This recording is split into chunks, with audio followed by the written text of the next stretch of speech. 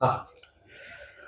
महाराष्ट्राचे लाडके उपमुख्यमंत्री माननीय एकनाथ शिंदे साहेब यांच्या आशीर्वादाने आमचे कार्यसम्राट खासदार डॉक्टर श्रीकांत एकनाथ शिंदे साहेब यांच्या आदेशाने तसेच माननीय पप्पू कलानी साहेब, गोपाळ लांडगे साहेब, आमच्या महापौर अश्विनीताई कमलेश निकम, ओमी कलानीजी, अरुण भाऊ अशान या सर्वांच्या सहकार्याने आज आमची बहीण नगरसेविका सविताताई तोरणे रगडे या आरोग्य विभागाच्या सभापतीपदी बिनविरोध यांची आज निवड झालेली आहे। मी सर्व नेत्यांचे, सर्व सहकाऱ्यांचे, सर्व कार्यकर्त्यांचे मी आभार व्यक्त करतो। आपल्या सर्वांच्या सहकार्यानेच आज सविताताई इथे सभापती म्हणून विराजमान झालेले आहेत।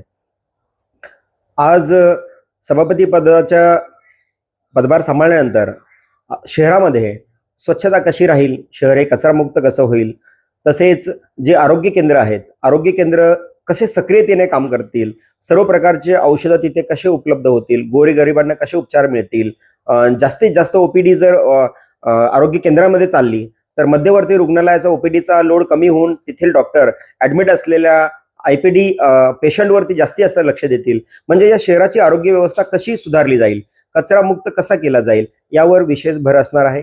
तसेच आपला जो लढा होता, तसेच पप्पू कलानी साहेब यांनी देखील निवडणुकीपूर्वी नागरिकांना अस्वस्थ केलं होतं की शहरामध्ये ॲम्ब्युलन्स सेवा उपलब्ध करण्यात येईल।